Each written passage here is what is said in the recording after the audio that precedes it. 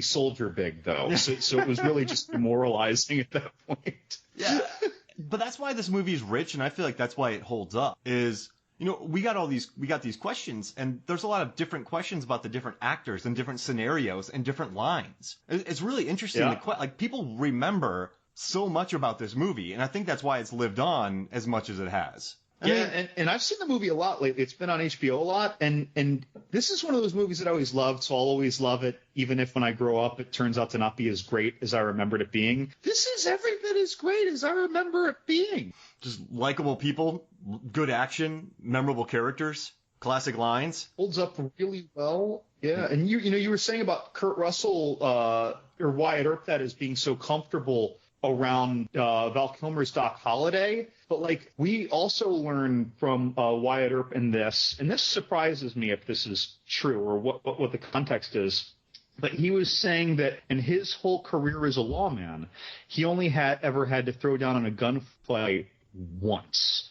Mm-hmm. And he was even saying, and I took that man's life. He said man's life. It was one guy. So but he had this big reputation. So now I'm wondering, what was the reputation for, or was it for some off-the-clock things he was doing, or what? Do you think he was just respected out there? I mean, he probably earned his name through some things, and then people just respected him out there. I think that's how your name... Because when people talked about him, they didn't really talk to him with fear. They're just like, oh, we know about you. So do you think it was a respect out there? Maybe. I mean, if once every few months he pulled a Billy Bob Thornton scene out of his hat, that never came down to a gun, and that would certainly get your reputation. But it's like when I've seen this movie 20 times. This most recent time I watched it, right before this, our recording, is the one time that I caught him say, one time, he had to throw down in a gunfight, and he took that man's life. You were saying that to Bill Paxton, Morgan. Yeah, and he was even saying, you don't know what it's like to live with that. That's the one time that's happened. Now he's in Tombstone. He's killing half the bad guys in town. No! Dude, him saying no is the best.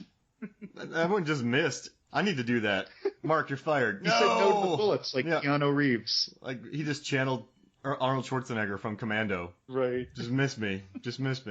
Now, I want to do something real quick. I ranked the mustaches in this movie, John. Oh. All right, so... Is Kurt Russell number one? No, it's Sam Elliott. Anytime Sam Elliott is around, he's one. Well, because that just looks like Sam Elliott's real mustache all the time. Yeah, I mean, he grew that. He shaved that thing the next day it was there. Yeah. That's just what he does. And then number two, you're going to go crazy on this, Powers Booth. He had a good mustache. He really did. And I loved how great mustache. He and so Curly, Bill, and Ringo, they both had the little patch underneath their mustache. None of the heroes had it, but the villains did, which is kind of a funny little touch. Number three is Kurt Russell. Doc Holliday? Yep. Doc Holliday, yep. Well, he's kind of a cad, right? Number three is Kurt Russell. I loved it. A strong mustache. We've seen better. All right. 4 is Michael Biehn. I thought that thing looked cool. Val Kilmer didn't really have to do much, but still looked good. And then Bill Paxton was just kind of a caterpillar. It was fine. Yeah. Yeah. But I think I'm happy with these mustaches. You? Yeah. I mean, I'd even put the bartenders over Bill Paxton's. Oh, yeah. That thing was legit. Yeah. I mean, I don't know. Sam Elliott, man, you just can't go against that mustache. You just can't. No, yeah.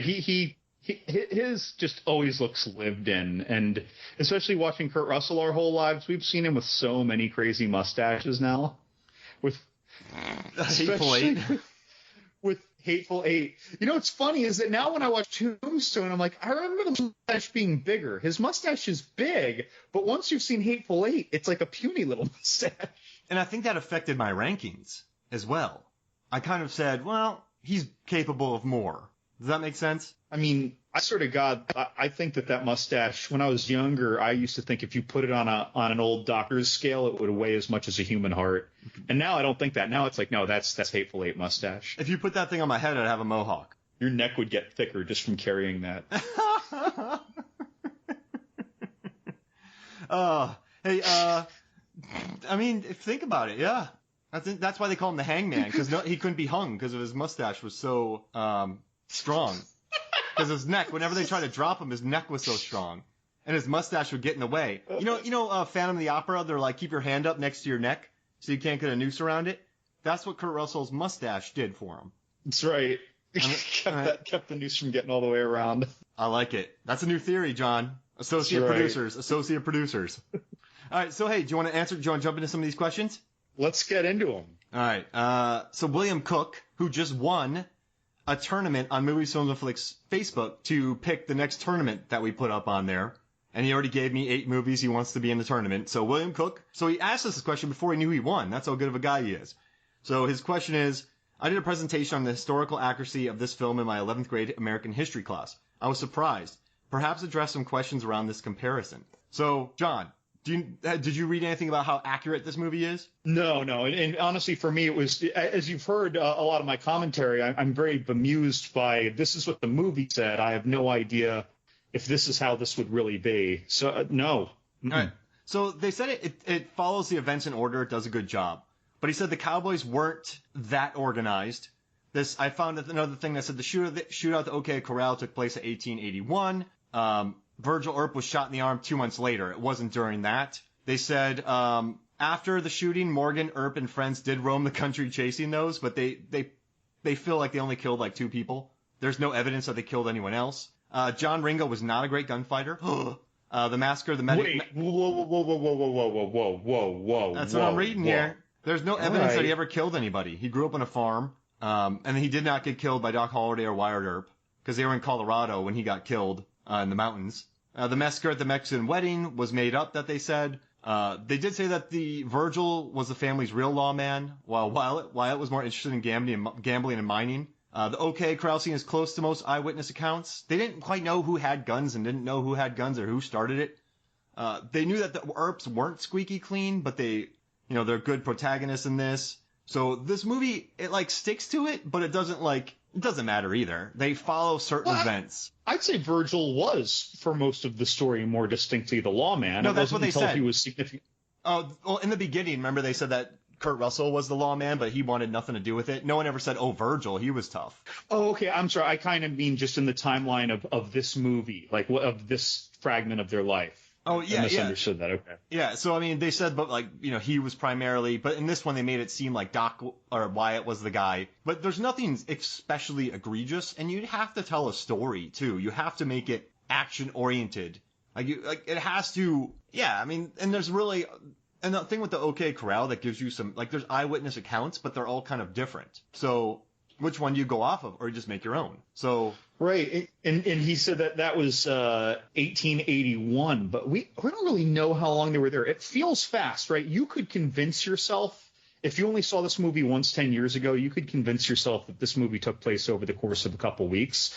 But they get there, they move into a place, they start, Wyatt Earp starts working for 25% of the house take this one place. Then they end up going and looking for their own plot. Then they start their own business. They were looking for plots. They were going to build up. Who knows how long that took, because that was a nice place that they built.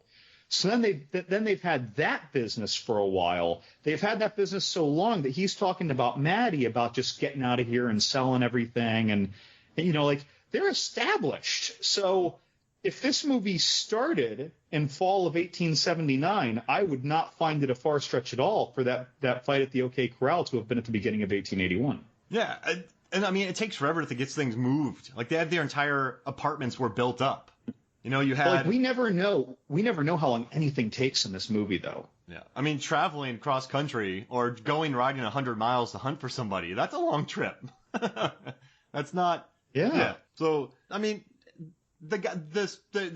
read 5 separate articles, and they're like, yeah, obviously it doesn't, but it kind of does, so it's really not that bad.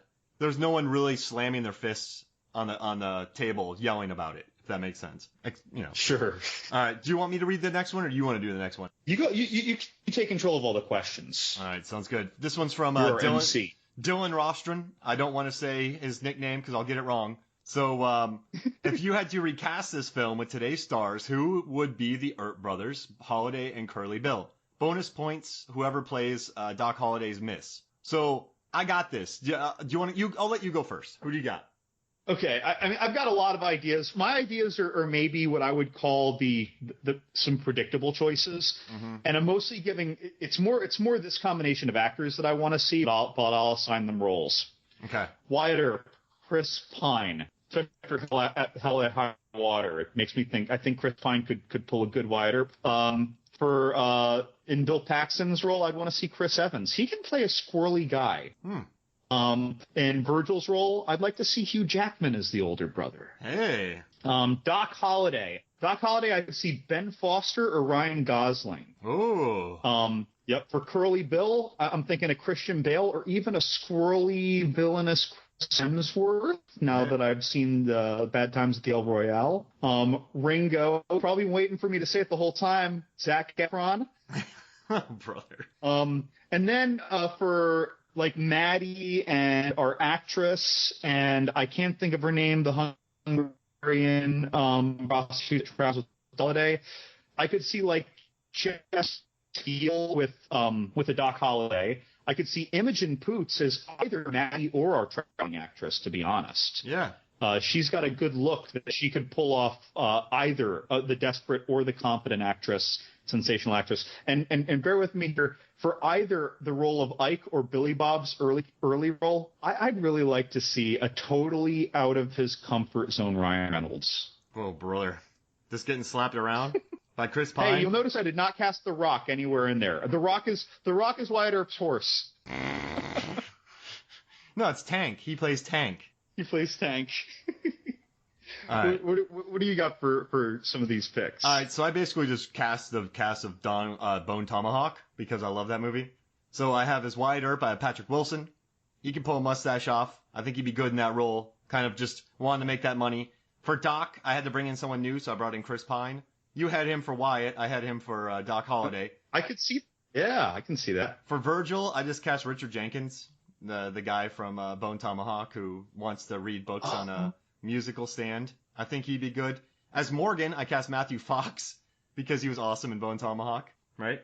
And then I cast Timothy Olyphant as Curly Bill. Ooh, I like that. And then, especially with that big smile. Yeah, I think he would be awesome. He knows from Deadwood. He knows the country thing. Ringo, this one's kind of out of left field, but I really like that show, The Bodyguard. And this guy's also one of the Starks. But Richard Madden, because after watching him in Bodyguard, he plays smart, he plays kind of squirrely, and he plays sort of dangerous. So I would love to see Ringo against Chris Pine match up against Madden. I think they could pull off the really cool, the Latin, like back and forth, and the gunfight at the end. I think that'd be good. And then I just brought in Lily Simmons, who's Patrick Wilson's wife in Bone Tomahawk, to play Doc's missus. So I think she'd be good hanging out with Chris Pine. So I cast the cast of Bone Tomahawk, brought in Oliphant and Patrick, and people I like. So we kind of did the same thing, John. A part of me almost wanted to take the entire cast of 3:10 to Yuma and have them remake this. Oh yeah. I mean, like it took everything in me because you saw I had Ben Foster and Christian Bale in there. It's like it took everything in me not to also put Russell Crowe in there because I mean those movies pair really well together, for a double feature. Who's the big guy? Oh, Kevin McDonald, the big dude that gets killed off in 3:10 to Yuma. He'd be good as like Ike. He's too big though. Kevin, you don't mean was Kevin Durand? Yeah, Kevin Durand. He might be too big though because he's like 6'4". He'd be a giant amongst those guys. Yeah, he'd be tough. He'd have to be like you'd never really believe him in a physical chest to chest confrontation with any of our good guys. Or him like cowering away like Ike. Yeah, although I mean he has played really squirrely once though in the movie Captive, where he was the guy who kidnapped Ryan Reynolds' daughter. He played an interesting, I guess, pedophile kidnapper. Oh, geez. But again, that's tough. And he had to wear, long sleeve, loose fitting things and lose a lot of weight to be even remotely convincing. He was always slouching. You never saw him stand next to one of our protagonists. He got that role because he was like, guys, can I really act? Can I just act and not be the big guy? Oh. And he was in X-Men Origins with Ryan Reynolds as well. That's right. He was the Blob. Jeez, the connection, man. Yeah, that dude's huge. He'd have to be skinny Kevin Durand to do that. But I think either way, man, we got a movie I'd like to see. Imagine. Yeah, that's a big one. All right, so you ready for the next question? I'm up. I'm ready. This is from Bradley Gerber, and he put, if you took out maybe this one was controversial. If you took out maybe 4 memorable and quotable lines, how much would the movie still hold up? Sure, I Right. love this question. Sure, stylistically it's neat, but sometimes when